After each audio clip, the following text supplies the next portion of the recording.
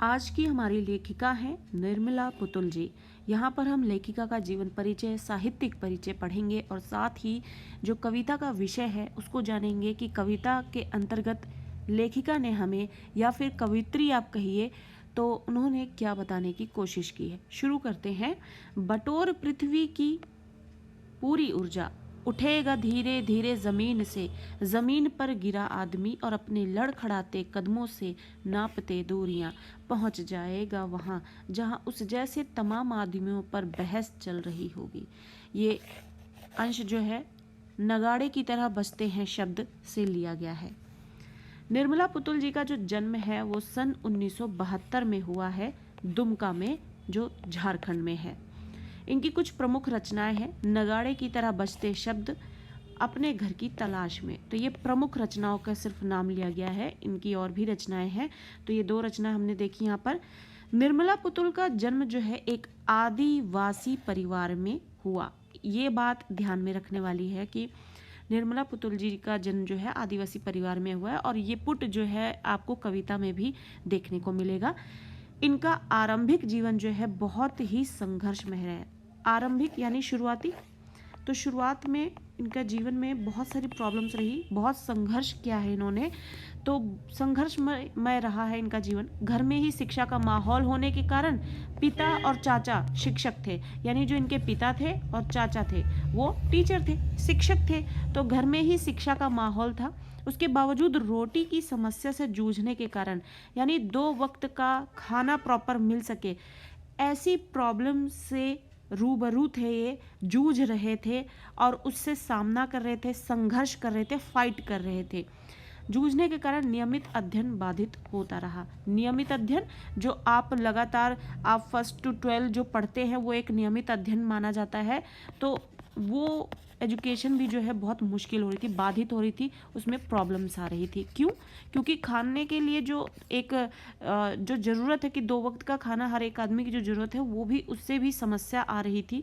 तो इस वजह से घर में माहौल होने के बाद भी, कि पिता और चाचा दोनों ही शिक्षक थे, उसके बाद भी जो है शिक्षा में उनके बाधा आ गई, सिर्फ इस वजह से। तो संघर्ष में रहा है उनका जीवन। नर्स बनने पर आर्थिक कष्टों से मुक्ति मिल जाएगी, यह विचार कर उन्होंने नर्सिंग में डिप्लोमा किया और काफ़ी समय बाद इग्नू से स्नातक की डिग्री प्राप्त की। स्नातक यानी कि ग्रेजुएशन। यानी कि घर में पैसों की प्रॉब्लम थी, आर्थिक समस्या तो थी ही, ये हमने शुरू में पढ़ लिया, जिसकी वजह से जीवन संघर्ष में रहा और उसके बाद भी जो है पढ़ाई नहीं कर पाए, क्योंकि बजाय कि घर में पिता और चाचा दोनों ही शिक्षक थे। तो आर्थिक समस्याओं से वो निजात पा जाएंगी, इसके लिए वो नर्स जो है बन जाएंगी। तो आर्थिक समस्याओं से वो जो उनको प्रॉब्लम देखनी पड़ रही है, झेलनी पड़ रही है, उससे निपट जाएंगी। तो ये सोचकर उन्होंने नर्सिंग में डिप्लोमा भी किया और काफ़ी समय बाद फिर उन्होंने उसके बाद इग्नू से उन्होंने ग्रेजुएशन की डिग्री भी ली। संथाली समाज और उसके राग बोध से गहरा जुड़ाव पहले से ही था उनका। आदिवासी परिवार में उनका जन्म हुआ था, तो संथाली समाज और उसका जो राग बोध है उससे उनका गहरा जुड़ाव पहले से ही था। नर्सिंग की शिक्षा के समय बाहर की दुनिया से भी परिचय हो गया इसी के साथ साथ। तो अपने जो समाज है उससे तो उनका परिचय और जुड़ाव दोनों ही था, लेकिन जब उन्होंने नर्सिंग के लिए कोशिश करनी शुरू की, मेहनत करनी शुरू की, तो उससे उन्होंने बाहर की दुनिया से भी परिचय उनको प्राप्त हो गया। दोनों समाजों की जो क्रिया और प्रतिक्रिया है वो, उससे उनको बोध विकसित हुआ। बोध यानी कि समझ। जब आप बाहर निकलते हैं तो ये सिर्फ निर्मला पुतुल जी के ही केस में नहीं है, आप जितनी भी किताबें पढ़ लें, लेकिन आप जब बाहर दुनिया से रूबरू होते हैं, पहचान होती है आपकी, और डेली का आपका आना जाना होता है और किसी तरीके का कांटेक्ट बने ही रहता है, तो आप एक अलग एक्सपीरियंस गेन करते हैं। वही यहाँ पर निर्मला पुतुल जी के साथ भी हुआ। उनकी एक नई तरीके की जो बोध क्षमता है, यानी समझने की जो क्षमता है, वो विकसित हुई। कैसे? जब वो नर्सिंग के लिए डिप्लोमा कर रही थी तो उससे बाकी की दुनिया से भी उनका परिचय हुआ और उससे उनकी एक नई समझ का विकास हुआ, जिससे वो अपने परिवेश की वास्तविक स्थिति को समझने में सफल हो सकी। तो वो जो उनका अपना परिवेश था उसको भी उन्होंने साथ में, जो उसकी वास्तविक स्थिति है देश समाज में, दुनिया में जो वास्तविक स्थिति है, उसकी जो रियल पोजीशन है वो क्या है, वो भी वो उसको समझ पाई। उन्होंने आदिवासी समाज की विसंगतियों को, बुराइयों को तल्लीनता से उकेरा है, उकेरा है मतलब प्रेजेंट किया है यहाँ पर, और तल्लीनता से पूरा फोकस होकर, कड़ी मेहनत के बावजूद खराब दशा, कुरीतियों के कारण बिगड़ती पीढ़ी और थोड़े से लाभ के कारण। यानी उन्होंने आदिवासी समाज की जो विसंगतियां बुराई है उस पर बहुत फोकस किया है, उसको प्रेजेंट किया है, लेकिन इसके बाद भी उन्होंने बहुत कड़ी मेहनत की, लेकिन इसके बाद भी जो खराब दशा है, कुरीतियाँ यानी जो बुरी रीतियाँ होती हैं जो लोगों के जीवन में बुरा प्रभाव डालती हैं, किसी को भी परेशान करती हैं, कुरीतियों के कारण बिगड़ती हुई जो पीढ़ी है, इनकी जो पीढ़ी है वो जो बिगड़ रही थी कुरीतियों की वजह से, और थोड़ा सा लाभ पाने के लिए बड़े समझौते कर लेना, और पुरुष का वर्चस्व होना, पुरुष का वर्चस्व, वर्चस्व मतलब अपना दबदबा होना, यानी वो सही है या गलत डजंट मैटर, चलेगी उसी की ही, तो पुरुष का वर्चस्व उसे बोला जाता है। तो थोड़े से फायदे के लिए लोग समझौता कर लेते हैं, पुरुष का ही जो है वर्चस्व रहता है। स्वार्थ के लिए यानी सेल्फिशनेस बहुत ज़्यादा है, स्वार्थ के लिए पर्यावरण की हानि, यानी अपने स्वार्थ की पूर्ति के लिए पर्यावरण के साथ जो नुकसान हो रहा है वो। शिक्षित समाज का दिक्कुओं और व्यवसायियों, जो व्यवसाय मतलब जो आप कह सकते हैं बिजनेस करते हैं, बिजनेस, उनके हाथों की कठपुतली बनना, यानी कि वो जैसा आपको दिखा दे सही है या गलत आप उससे ना समझे और उसी अनुसार अपने थोड़े से फायदे को देखते हुए उनके साथ हाथ मिला लेना आदि वो स्थितियां हैं जो पुतुल की कविताओं के केंद्र में है।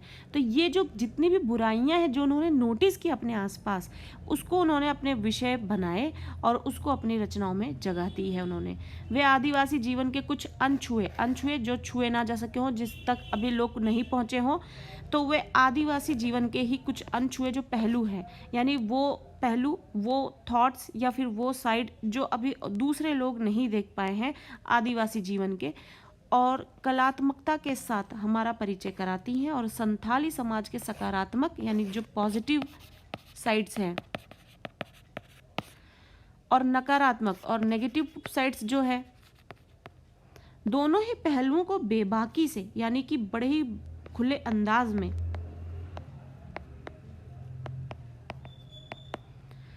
वो सामने रखती हैं। कहने का अर्थ है कि उन्होंने ये सारे विषय तो अपने लेख में इनको तो जगह दी ही है, साथ ही उन्होंने अपने संथाली समाज का जो नेगेटिव पॉजिटिव जो एस्पेक्ट है उसको भी दिखाया है, और उसके बाद जो पहलू लोग अभी नहीं जानते हैं और जो उनकी कला, उनके रीति रिवाज, संस्कृतियों से जो लोग अछूते हैं उसकी भी उन्होंने चर्चा की है। तो संथाली समाज में जहाँ एक और सादगी है, भोलापन है, प्रकृति से जुड़ाव है और कठोर परिश्रम है, करने की क्षमता है, जैसे सकारात्मक तत्व तो हैं ही, पर वहीं दूसरी ओर उनमें अशिक्षा है, कुरीतियाँ हैं और शराब की ओर बढ़ता हुआ झुकाव भी है। तो हमने पहले ही पढ़ा कि निर्मला पुतुल जी ने अपने आसपास समाज में नोटिस किया है कि ये समस्याएं हैं। उन्होंने अपने विषयों में, अपने लेखों में उन विषयों की चर्चा तो की ही है, साथ ही अपने संथाली समाज के विषय में भी बहुत सारी चर्चा की, नेगेटिव पॉजिटिव एस्पेक्ट दोनों ही बताए हैं, और उसको बहुत ही बेबाकी से, खुलेपन के अंदाज से उन्होंने उसको प्रेजेंट किया है। और साथ ही उन्होंने ये भी बताया कि जो संथाली समाज है उसमें सादगी है, सादापन है, भोलापन है, प्रकृति से जुड़ाव भी है, यानी प्रकृति से जुड़े हुए लोग यहाँ पर, कठोर परिश्रम है, बहुत ज़्यादा कड़ी मेहनत भी करते हैं, ये सारे उनके एक पॉजिटिव एस्पेक्ट हैं। लेकिन उनके अंदर बुराइयाँ भी देखने को मिलती हैं। क्या? अशिक्षित है, उनमें शिक्षा नहीं है, कुरीतियाँ हैं, और अलग अलग तरह के जो रीति रिवाज है जो लोग अपने फ़ायदों को देखते हुए बना लेते हैं, उन्हें कुरीतियाँ कहा जाता है, यानी गलत रीति, गलत नियम, और शराब की ओर बढ़ता हुआ झुकाव, और साथ ही शराब की ओर यानी कि नशा जो है उन पर हावी होता है, और ये उनके नेगेटिव एस्पेक्ट हैं। अब यहाँ पर जो कविता है जिसका नाम है आओ मिलकर बचाए, ये कविता हम पढ़ेंगे, समझेंगे। इस कविता से संबंधित एक छोटा सा यहाँ पे आपको एक पॉइंट दिया जा रहा है कि यही विषय होगा कविता का। क्या है वो देखते हैं।